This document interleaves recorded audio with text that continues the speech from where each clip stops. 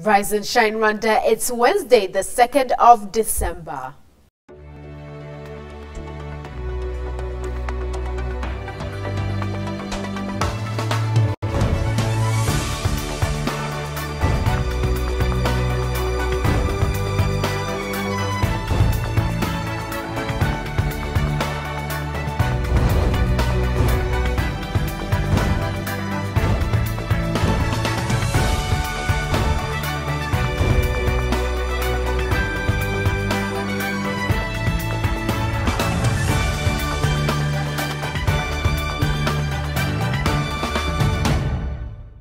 Good morning, it's just after 7 o'clock in the morning and you're watching Rise and Shine Rwanda with me, Ivan Magwene. And me, Yvette Shimbusho. Over the next hour, we'll bring you all the latest news, sports and business headlines from here in Rwanda and around the world.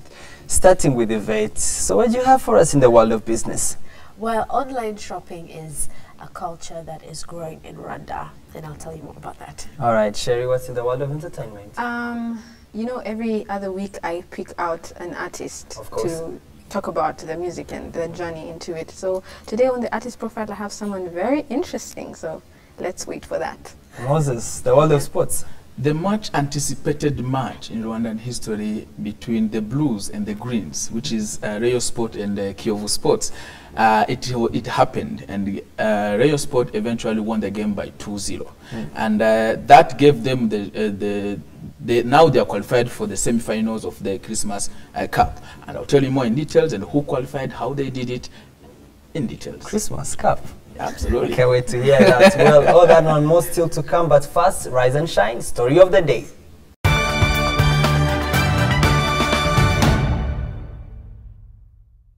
The Climate Change Conference opened on Monday in Paris with a pledge for more support to developing countries to address climate change challenges, and of course, Rwanda is being represented by a delegation led by the Minister of Foreign Affairs, Louise Mushikiwabo, the Minister of Natural Resources, Vincent Biruta, and the Director General of the Rwanda Environment Management Authority, Dr. Rose Mukankomeje. In our today's story, we look at what this year's COP21 conference means specifically for developing countries like Rwanda. But first, let's take a look on a report that I compiled for you. Global average temperatures in 2015 are likely to be the warmest on record, according to the World Meteorological Organization. A combination of a strong El Nino and human-induced global warming made the 5-year period from 2011 to 2015 the warmest on record, researchers say. The new findings are likely to feature prominently at the UN Climate Change Convention in Paris, when global political leaders and negotiators will aim to secure a global deal that would limit emissions of carbon dioxide. Climate negotiators agreed in Cancun in 2010 to commit their governments to hold the increase in the global average temperatures below 2 degrees above pre-industrial levels. On its part, Rwanda has pledged, among other countries, to cut carbon emissions in industry, employ efficient and zero-waste technologies, promote new technologies to reduce transport emissions, increase wind solar grid, and establish an integrated multi-mode urban system. Negotiators from 195 countries will try to reach a deal within 2 weeks aimed at reducing global carbon emissions and limiting global warming to 2 degrees Celsius. The UN has endorsed a goal of limiting global warming to no more than 2 degrees Celsius over pre-industrial levels by the end of the century.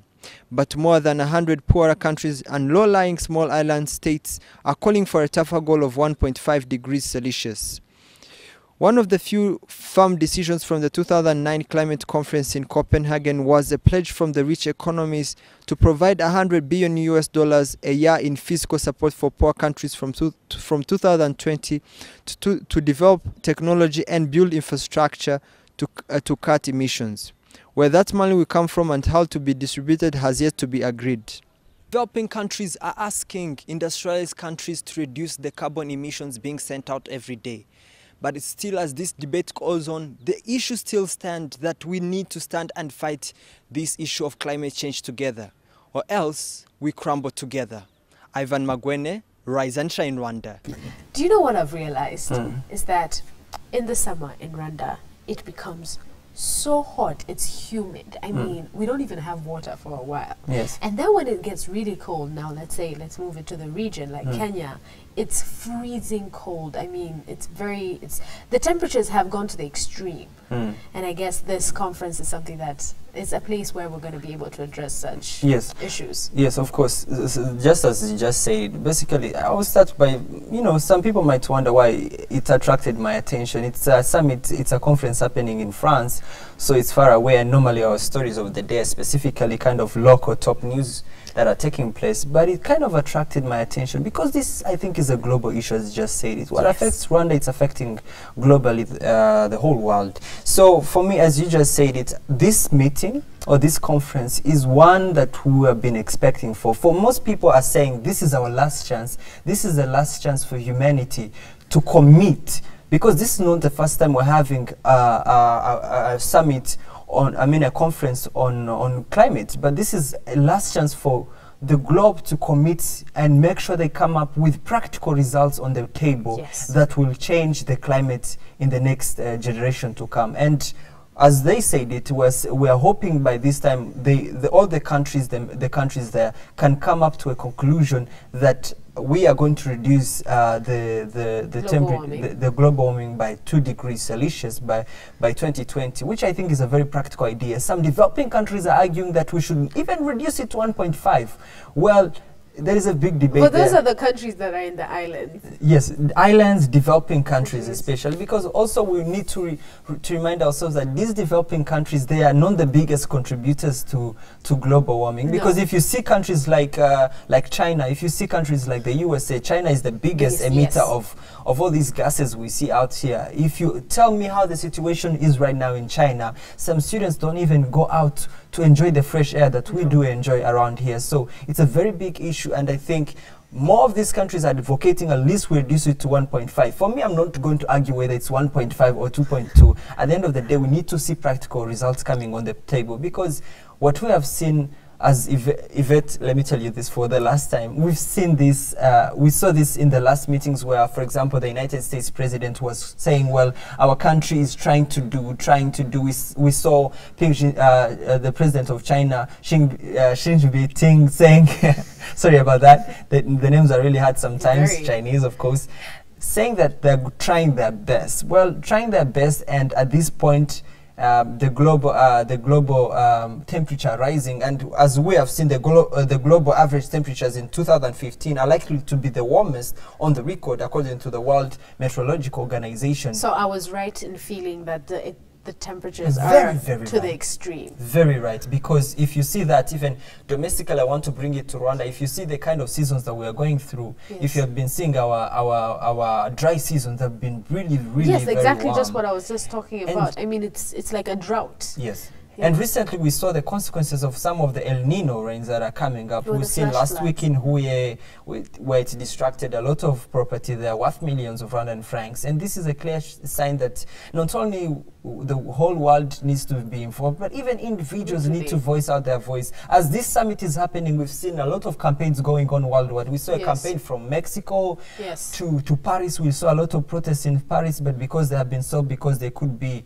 easy areas for terror attacks. So, but we've seen a lot of messages being displayed out by different people, and we also saw leaders of these what we call the superpowers, or the super countries, that are trying to make sure that this problem is brought down to the table. We saw them visiting the different places. Recently, I was watching France 24, and I saw the French president visiting Iceland and trying to say, well, we have not come here to be weather tourists or something else, but we think something needs to be done, because if you look at in those countries, I mean, sea levels have increased because of the melting of so many other different parts that have ice. You know, and that is a problem. And now that we've looked at it globally, let's bring it back home. And we know for sure that many developing countries such as Rwanda do not want to be left behind. you know. So what is Rwanda doing at the moment, or trying to implement, in order to make sure they're on the same pace as other nations around the world, in order to reduce the global warming temperature to 2% Celsius? Well, allow me to say something here. I want to point it out. I'm very happy that I can actually move around the cities of Kigali and at least enjoy a very good breath that I take in every day. And honestly, they're trying the best. Rwanda is trying, compared to other countries, if I may say. Okay. We have at least seen that the Rwandan government is trying a lot to invest in clean energy. We've seen a lot of solar power plants being constructed. For example, there's a very big power plant in the eastern province of Rwanda. We've seen that at least more investment is being set out by the Rwandan government to see that we invest a lot in clean energy. But we still face a very big challenge because, of course, at least 99% of our households still use charcoal, which means they have to destroy trees, which means there's need for people here to invest also in clean energy, maybe use gas or electricity, which again... But you know that is very expensive. Very expensive. Again, that's something that we can also look into. We need to look into and how this clean energy could be affordable. So, I mean, we're trying the best. As a developing nation, we have our struggles, but I think the very big question in this meeting relies on how much developing countries are going to voice out their voice to make sure that there's that contribution, to make sure that we all come together as a globe to solve this issue, of course, Yvette. Yes, definitely. And it's going from, it started a couple of days ago, and it's going until the 11th of December, 11th, 12th of December. And so we'll continue talking about it. All right. All right, thank you. All right, thank you so much. Now, for viewers at home, perhaps this is a question I love to leave with you. And we stand on a cliff edge. Either we stand united and agree to combat climate change, or we all stumble and fall. So you've been watching Rise and Shine Rwanda. Stay with us. We'll be right back after the break.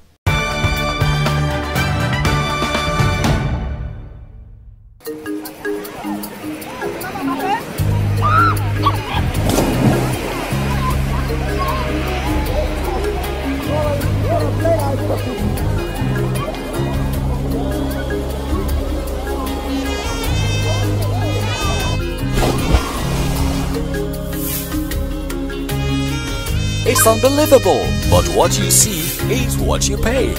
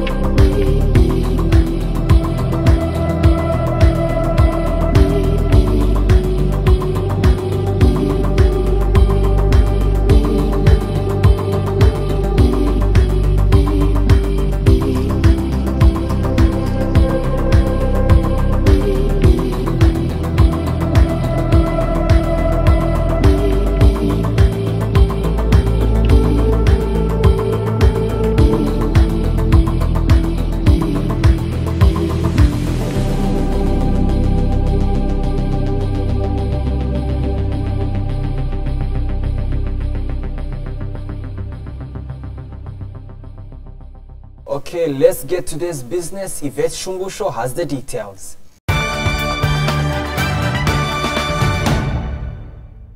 Business stories making headlines today.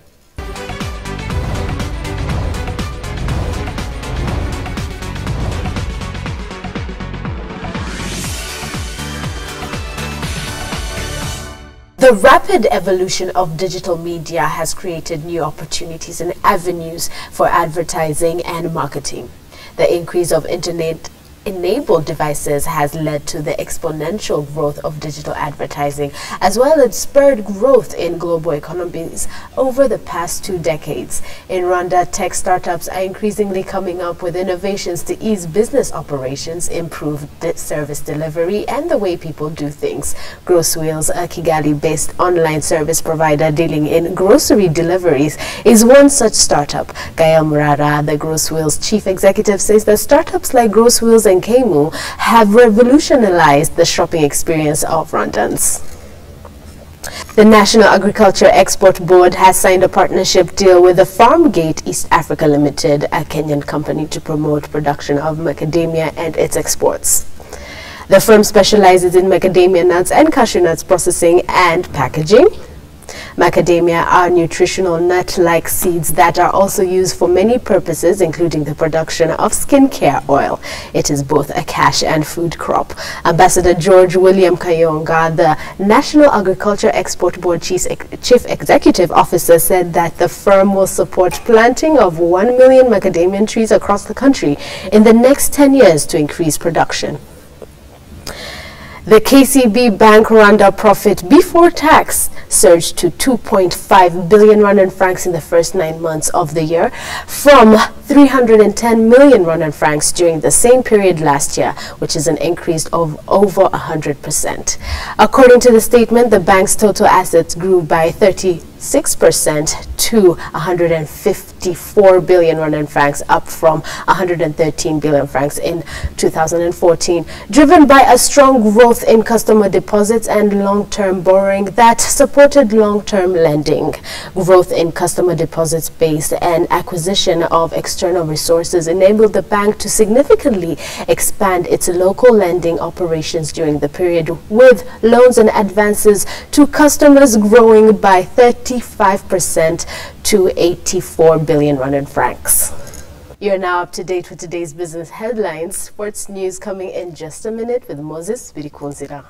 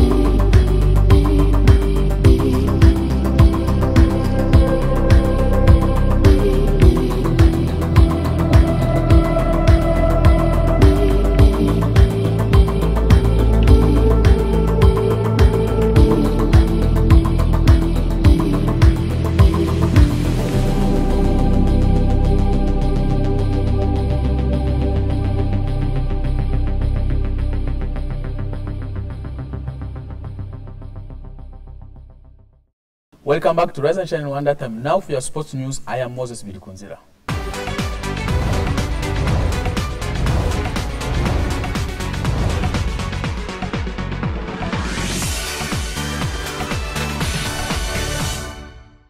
Starting with local football, Mukura Victory Sports, AS Kigali, Rayon Sport and Kiyovu Sport are all reached the semi-finals of Star Times sponsored Christmas Cup. Mukura Victory Sports walloped AS Kigali, who had already qualified 3-0 to reach the semi-finals of inaugural Star Times sponsored Christmas Cup on Sunday. On Monday, 2 goals from Iman Shimwe Jabel, former Isonga striker, in halftime helped Rayon Sports to trash Kiyovu Sports 2-0 to reach the semi-finals. Despite Kiyovu loss, they also progressed to the semi-finals also after Gicumbi FC drew with Villa Sports Club 2-2. Police and Bukavu Dawa were eliminated from the tournament on Sunday, as well as Police FC and Villa Sports Club on Monday. Now on to European football. Cristiano Ronaldo, Lionel Messi and Neymar dos Santos are now the final 3 on Ballon d'Or shortlist. Cristiano Ronaldo, Lionel Messi and Neymar make up the 3-man shortlist for Ballon d'Or, the award given to the World Footballer of the Year. It is the 8th consecutive year that Real Madrid's Ronaldo and Barcelona's Messi have been on the shortlist. Mark Sampson is in contention for FIFA's Women's Football World Coach of the Year after guiding England to 3rd place at the World Cup. The winners will be announced at the gala in Zurich on 11th of January. Ronaldo has been named the world's best footballer of the year the past 2 years, ending Messi's 4 years hold on award regarded as the game's most prestigious individual accolade. And onto the Guinness World Record books. Robert Lewandowski awarded with 4 Guinness World Record certificates for standing 5 goals hold against Wolfsburg earlier this season. Robert Lewandowski has been awarded an incredible 4 Guinness World Records after his stunning 5-goal haul in just 9 minutes against Wolfsburg in September. The Bayern Munich striker came off the bench at halftime with his side a goal down and blew opposition away before the hour mark. And now he has received the official record certificates for his achievement for the quickest hat-trick, 4-goal haul, 5-goal haul and most by goals by substitute, all in Bundesliga. On Monday, the Star Times sponsored Christmas Cup continued as teams played their last game of group stages. Rayon Sports, Mukura Victory Sports, Kiyovu Sports, and AS Kigali all progressed in the semi-final, and they now know who will meet who in semis. And I was at Kichuchiro Stadium to bring the much anticipated game of the history. Take a look. The match anticipated game in Rwanda history took place at Kichuchiro Stadium on Monday afternoon between the Blues, Rayon Sports, and Kiyovu Sports in the Star Times sponsored Christmas Cup. The game started with the Rayon Sports, who recently appointed new coach in Ivan Njaki interchanging the quick passes and attacking Kiyovu Sports through the middle of the pitch. The Rayon Sports through Iman Shimwe Jabel scored the first goal of his play on 6 minutes with a long lane pass.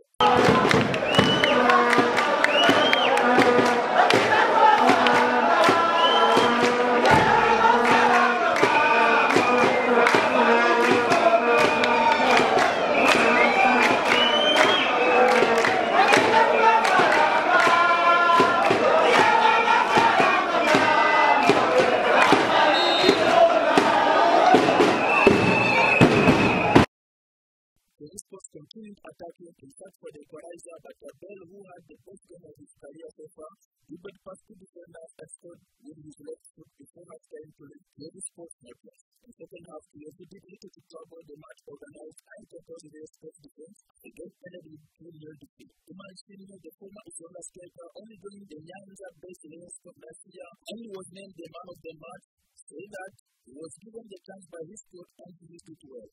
He continued saying that he was helped by his teammates who passed him the ball.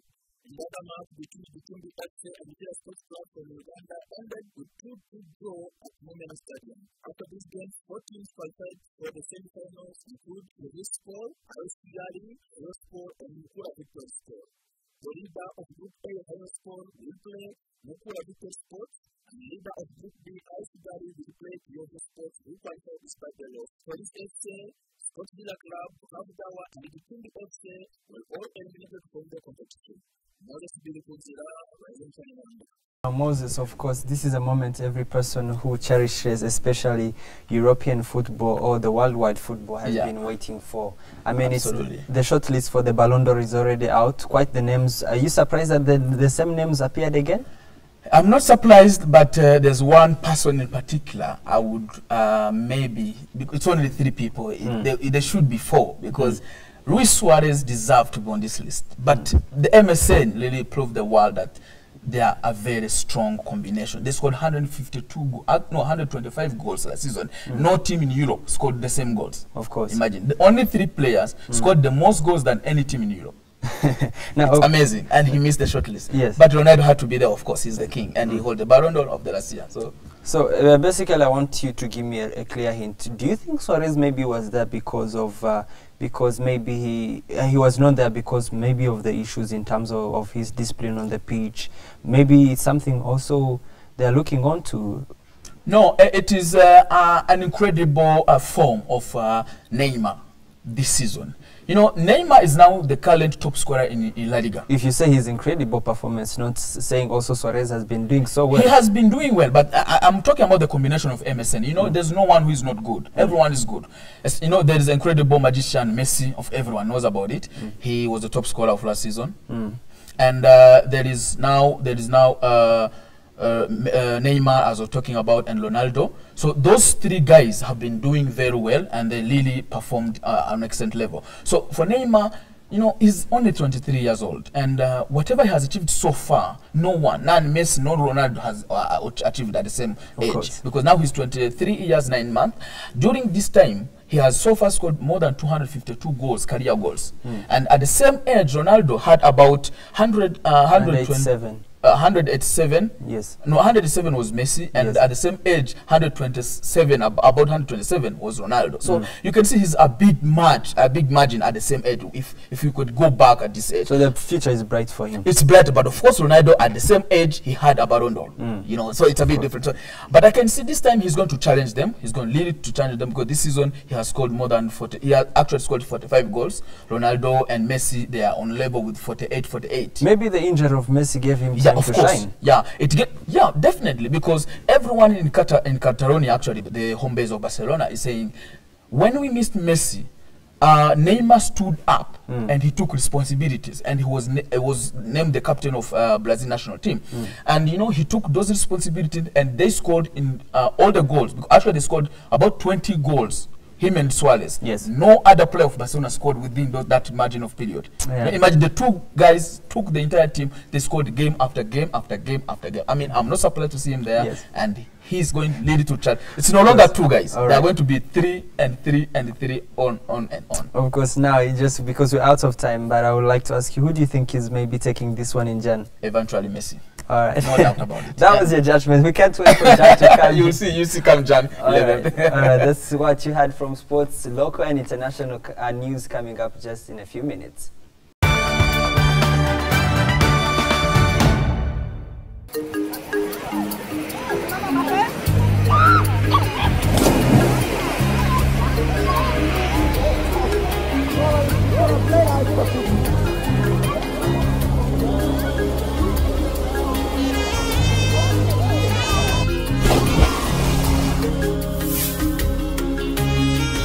It's unbelievable, but what you see is what you pay.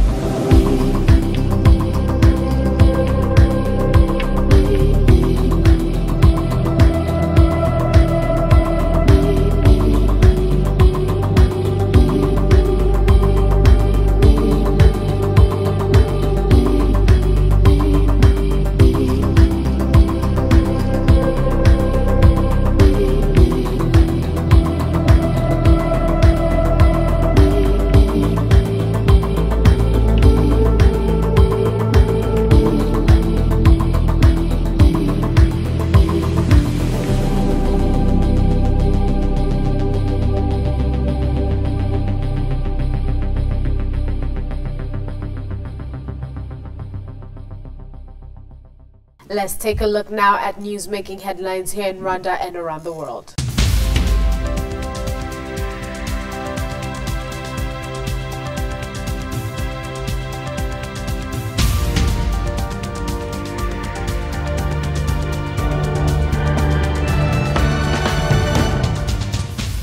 Eight elderly genocide widows have received a new modern house in Nyamirama sector, Kayonza district.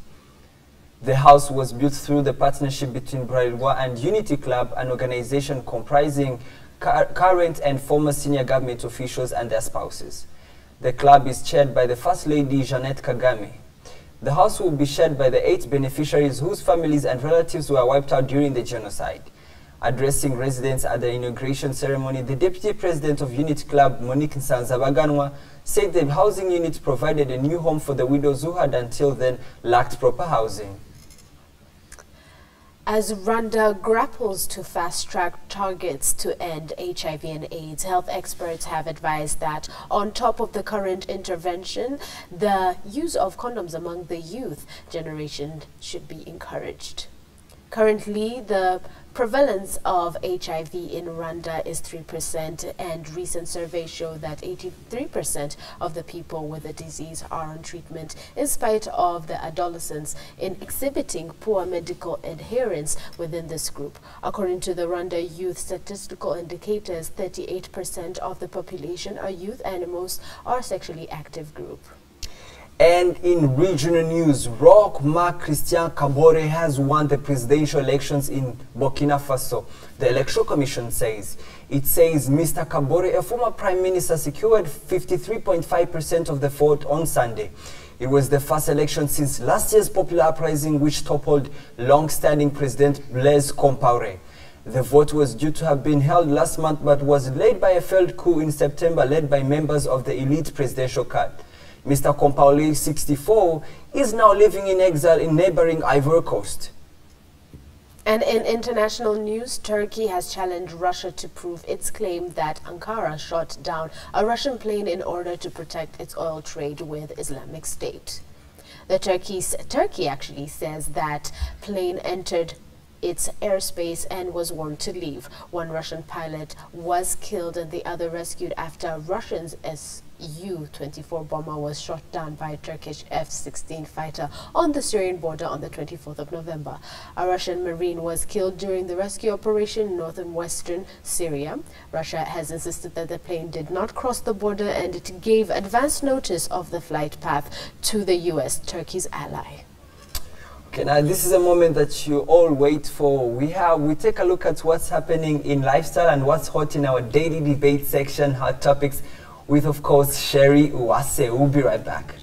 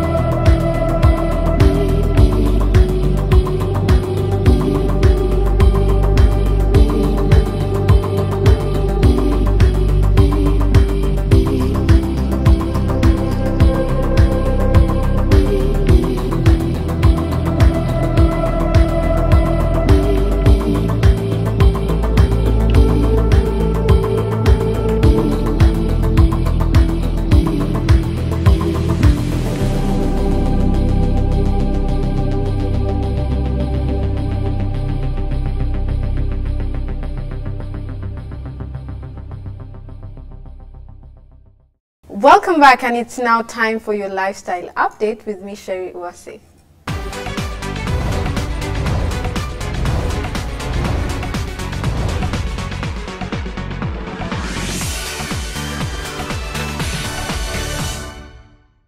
Now today we have the artist profile. I met the gorgeous, talented Tete Diana, and she shares with me her spectacular journey as a rising star in the entertainment industry. Take a look.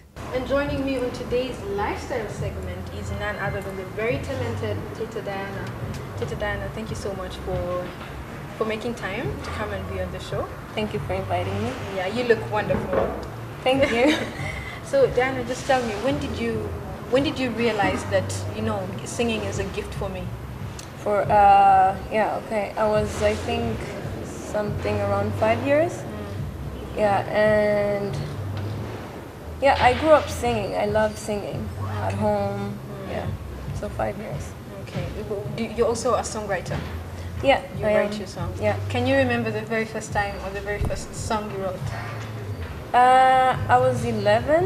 You were 11 years old? Yeah, when I wrote my first composition, I was 11 years old, and the song was about my dad. I don't think I remember the title, but it was like love for my father. Let's just talk about the current situation. You've been going for so many concerts locally and internationally, especially when the Rwanda gatherings in the international forums. So how has that been for you? Amazing. Right. I love it. I love every single minute of it. I enjoy myself there. I love the audience. It's a very supportive and very present and very appreciating audience, which I really, really love to perform in front. Yeah. So yeah, it's been a great experience. All the times I've traveled, or I've been to Rwanda Day or Rwanda Youth Forum, it has always been a very big pleasure. If you love singing, there's a way to make life out of it. I mean, I live of music. Music is what I do. All the connections I have, all the confidence I gain, it's because of music, which I think maybe would have took quite a long time to achieve that if I was just focusing on something else. Right. So yeah, I mean, I'm happy that I'm doing something I love, and I work and enjoy it at the same time, so it's fun, you know. And how has this been for you? How has that been for you, where you have to go? Especially considering, in my opinion, I think it has come up really fast for you, because people appreciate what you do. People want you to perform at different events that they do organize. So that gives you a lot of recognition. But then how has it been for you? Because that is for them, but for you on the other side, Well, yeah, it's true that it came so fast. Usually other people, it took them more than 5 years or even 7. Right. For me, it came just in like 1 year. I was already someone. Right. And now in 2 years, I'm where I am today. In very short time. So what it's like, it's fun. It's really nice, especially because people, when they approach you, they're like, "Oh, we love your music. What were you talking about in Fata Fata? What was this? What was that? What's about Velo? Tell us about the songs." And they really they approach you in a very positive way. None of them has really like approached me in a negative way, I think, in public, like outside the music industry. I'm an ordinary girl. I love to party. I love people. I love children. Right. I love jokes. I make a lot of jokes. I'm not so sure. I don't know if I make funny jokes, but at least I try. Funny. They're funny to you. I still try to make jokes. They're funny to me, and I love listening to other people's opinions to try to understand them. I'm very understanding, and yeah, you know, I'm an ordinary girl. I love to party. I love to hang out with friends, and you have a good time. Have a good time, just like any other in early 20 young lady. Yeah. Okay. I should say that's a good thing, you know, embracing who you really are without forgetting the kind of position that you hold in society. That's true. Because I mean, sometimes it's even funny if you like grab a bike, a motorbike, and they're like, oh, Teta can grab a bike, and I'm like, yeah, right, I can take a motorbike and actually pay, I don't know, 500 and or even 300 or 300, you know. I hope you're not overcharged by the motor guys because it's you. For me it's even worse because I bargain up to, I don't know, even 200 if possible.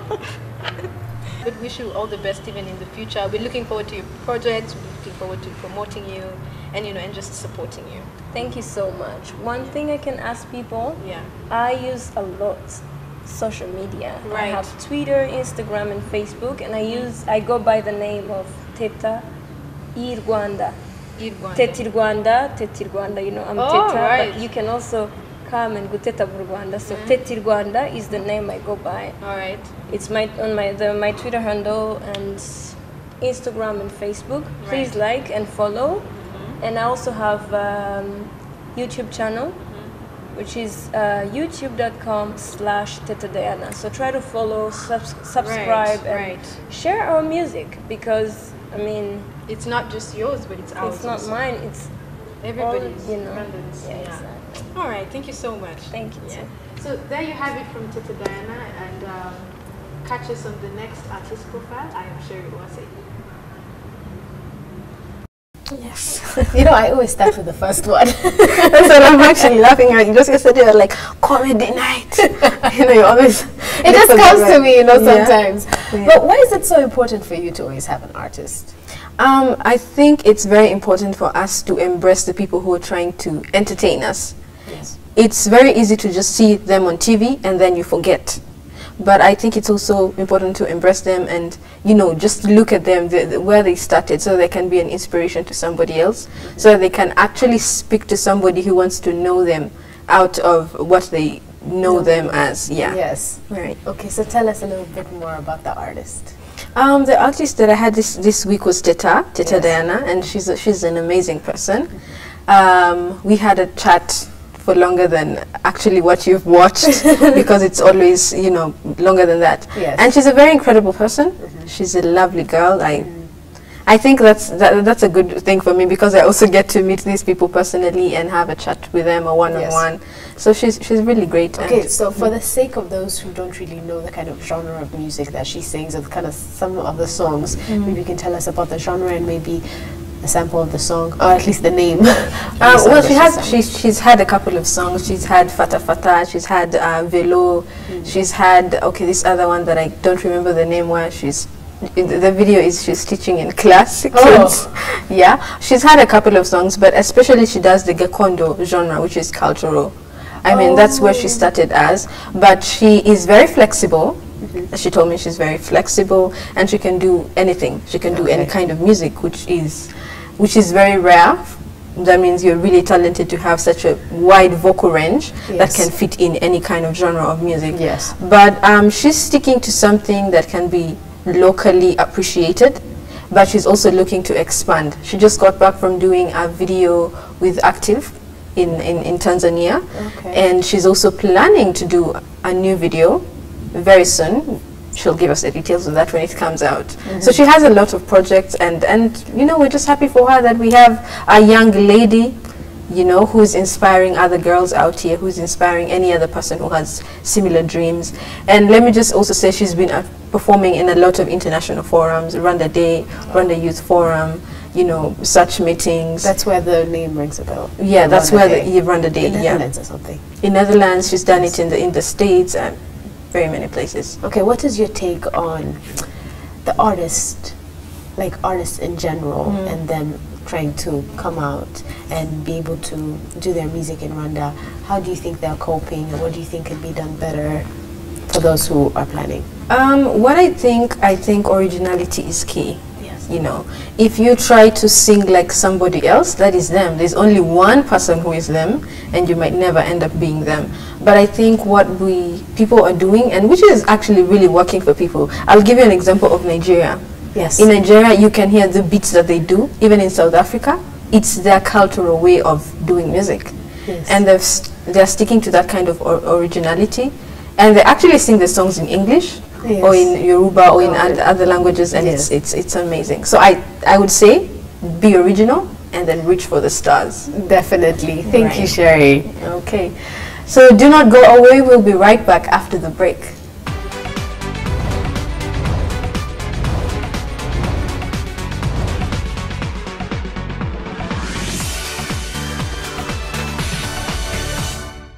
Welcome back, and it's that Hot Topics time again. As always, the Rise and Shine Rwanda team, we have been up and about gathering everything that you need to know about what's happening here and abroad, from what's trending on Twitter to the debates that you have in your local cafe. So we've got it all for you right here, right now. And today I just want us to discuss about this one particular topic. South African entrepreneur Caesar Mzmela is making history. She's the first black woman to start an airline.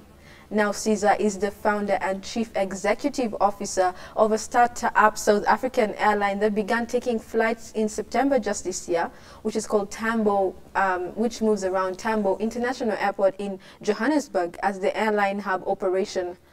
Now, the startup is operating as an airline that offers low-cost point-to-point domestic routes within South Africa. So, wow, you know me, when I first saw this story, I was like, I want to be like her when I grow up, you know. Yeah, and let me just highlight that she started this business, and it's an airline that's operating just domestically within South Africa. Yes. Now, we all know South Africa is a big company. I mean, sorry, it's a big country, sorry. It is a big country. So to think, let me start small. Let me just have an airline, but it's going to only focus on domestic flights. Yes, yeah, right. Let me start with you, Moses. Congratulations. I always love women who think to strive to an extreme and reach heights that no one has ever thought that they can make it. For her in particular, in South Africa, you know, even if you fly around South Africa alone, the revenues you generate are big enough, because South Africa alone is a big country. And the revenues of South Africa actually is tipped to be the richest country in Africa. And as a woman, to decide that, it's actually a milestone. And she's paving the way for other women to believe that we can achieve what even men can have already been achieving. And, you know, for me, I always believe that women have a powerful tool, and they have a lot in themselves that they can achieve. They should always believe in themselves and be themselves, as you just mentioned about Teta Diana. That once you are yourself, you always strive, and when you focus, you always achieve many things in life. Congratulations! I really can't wait to fly in that airline. Okay. Definitely. Yeah. I like how you're so passionate about women thriving and becoming successful. It's very encouraging. Thank you. First of all, it's like he said, South Africa itself is such a big country that, you know, in order to come from Cape Town to Durban, which are on like end of the country, it's already like an hour to, actually 2 hours, 2-hour flight. So that's like coming from here to Nairobi, and then having all these other different destinations such as Port Elizabeth and Johannesburg and these other different places. She's definitely going to be making money out of that. She has, right? Another thing that I've taken note of and is very inspiring is that she has not entered into a business that is, let's say, known by women, or is, you know, women oriented, you know, like sewing or fashion or things to do with the kitchen, you know, the stereotypes kind of things. She's gone above and beyond, and she said that she wants an airline, an industry that is mostly dominated by the male people. The male people. What's that? Yes, the male species. Yes, the male. And it's very inspiring that she wants to go, you know, it's like saying she wants to enter into the fire, and she's taking a risk, you know, as being the first African, actually the black woman who's entering into the aviation industry. And it's very Actually, she's the first woman, not just black woman. Imagine but that. first woman. And she happens to be black. Congratulations. I think my comrades here said whatever I wanted to say. Well, I would say I think it's a very, very big achievement, especially looking at how the industry, the aviation industry is in Africa, and the mere fact that somebody like a woman like Mzmela has taken that that step to go forward and make sure that she establishes the airline, and make sure that they're private domestic. And this is a very good opportunity for South Africans. I think if it's a low-cost traveling airline, that means even every person in South Africa gets to fly, at least the middle income class gets to fly around South Africa, which I'm pretty sure has been very hard for our brothers in Soweto. But very so pleased so that I think this is a very good achievement for every woman. I think they should be looking at such kind of, you know, she has gone beyond the stereotype that we can't invest such in, women can go beyond and look at such kind of sectors as the aviation industry. Not only men do that, but even men with, at least it requires a lot of energy. We've seen only companies at this moment, but seeing an entrepreneur, we've only seen people like from Virgin Airlines. The individuals, it's really hard. But if you see an individual coming up, trust me, this woman is something else. Okay, and let me just say, I don't know if it's just me, but it seems like the women are taking on the aviation industry. Just the other day, we were talking about Ethiopian Airlines and how it was all women, flight operation. And now we have this lady, So I just think this is very uplifting and very encouraging for girls and ladies to, you know, pursue your dreams. Yeah.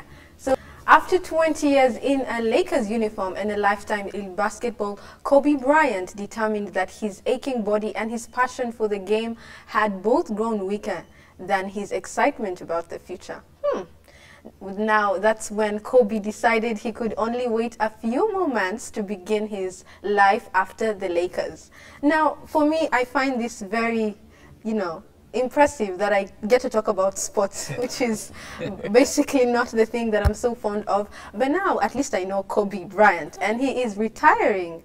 And I don't think I have much to say about that. So I think that's the only thing I know. But I know that he was in the Lakers. Yeah, yes, he was. And Moses made sure he handed me this paper. So Moses, just go ahead. Let's begin with you so you can tell us. Kobe Bryant, as everyone knows, he has played for more than 20 years. And in his statement, he said that the first time he met Lakers fans, he was a kid. And now he's a man. He has grown up. And they've been through his life. They influenced his life, and they really brought that love into him. You know, there's so many tweets that have been there, including David Beckham, who said that Beckham actually said that heroes come and go, but legend stay. They go nowhere. And it means Kobe Bryant will stay in the Lakers' hearts. Not only Lakers, but in the hearts of all basketball lovers, people who love basketball. You know, there's actually the only guy who has really influenced the world of basketball is Michael Jordan. And Kobe Bryant stepped up and really pushed this game to the extreme. And for his statistics, that he played more than 1,293 matches. And out of those matches, he scored more than 32,683 points. And his all-time point scorer of LA Lakers. And he has 4 MVPs and 5 NBA championships. And he has been selected to, he has also 2 gold medals. And of course, and he has 2 Olympic gold medals and NBA final MVPs. He has 2 of them. And you know, he has scored 81 points in NBA MVP, NBA scoring champion, and NBA slam dunk. You know, this guy really has a lot of statistics, and you know, he has scored many points in one game. He has broke all those records, and I really, to me, I'm shocked he's leaving the game. But as stated, that his body is not allowing him, you know, to continue the game. But we'll keep loving him, and we'll keep seeing the clips of what he has done, because he makes us dream to be like him. Okay, Yvette, do you have anything to say? No, let's move on. I'm kidding. Okay. No, definitely. Kobe Bryant, I've known him for other reasons, apart from you know, a few scandals that he has met in his life. But I know for sure that he has had such an impact on the LA Lakers. And it's just like Michael Jackson, he is just as big, probably just a bit smaller, but he's very inspiring. One thing I do want to note is the championships. I know for sure, after watching so many basketball wives, the lives of basketball wives, those championships are a big deal. So the fact that he won 5 of them, that means he has 5 rings, right? Yeah. thank you. I feel very educated, but I feel that is very impressive. And I'm a bit surprised. I mean, he's only around, is it 36? 37. 37. Yes, he's 37 and he's retiring at such an early age. But at the same time, he's very smart because he's retiring now when people are still have that good memory of him playing so well instead of him retiring when now everything is finished on the court and everything is there for people to see. So he's smart and he's done a very good job. Yes, Sherry, for basketball lovers, I would say that it brings back the memories when in the late 1990s, Michael Jordan said he was retiring again. He came back. Well, I don't think Kobe Bryant is going to come back, but Michael Jordan did it again, and he came back and he won all the games season. I mean, this is very sad news for people out there who love Kobe Bryant. Trust me. Including basketball, including myself, of course.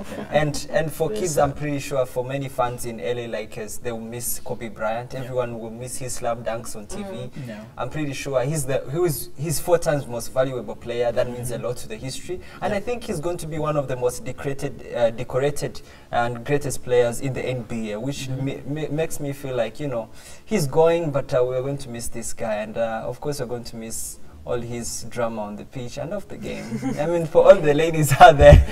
His skills and his dribbling skills, the way he passes people, the slam dunk, the way he shoots 3 points. This guy, the enthusiasm and the ability to lead the game, you know, taking the team to our shoulders. You know, this guy has proved that he's one of the perfect athletes that you can really enjoy to see and learn from.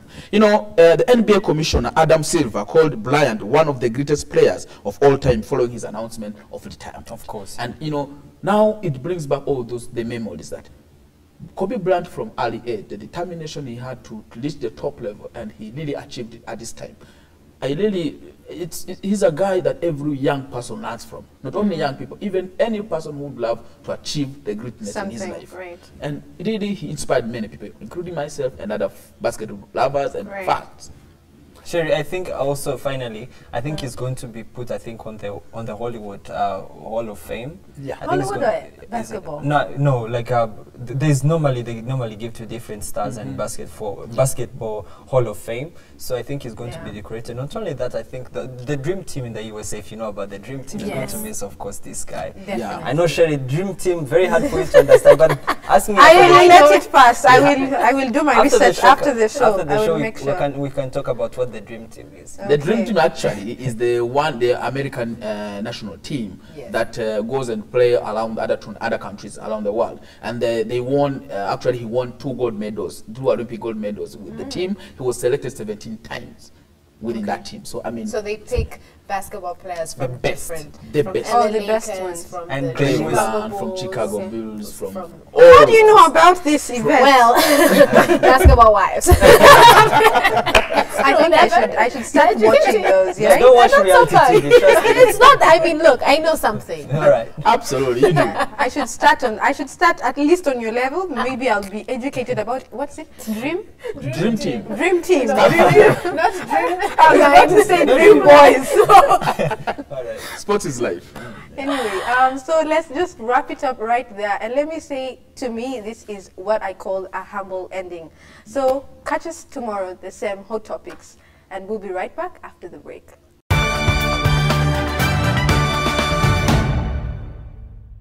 Don't forget, we love to hear your thoughts, comments, and feedback on what we're talking about here on Rise and Shine Rwanda. Tweet us at Rise and Shine RW. Like us on Facebook and send us your ideas for programs. Check out our Rise and Shine YouTube page where you can catch all the shows and reports we do. Find us on Instagram. We love to see your pictures. Check out our Rise and Shine Rwanda website, www.riseandshinerwanda.com. Well, that's all the time we have for you today. We love to hear your feedback, so continue writing to us and do let us know if you have any ideas for programs. You've been watching Rise and Shine Rwanda with me, Yvette Shumbusho. And of course, me, Ivan Magwene. We'll be at same time, same place tomorrow. Do join us then. But for now, from the both of us and the rest of the Rise and Shine team, have a very good day. Goodbye.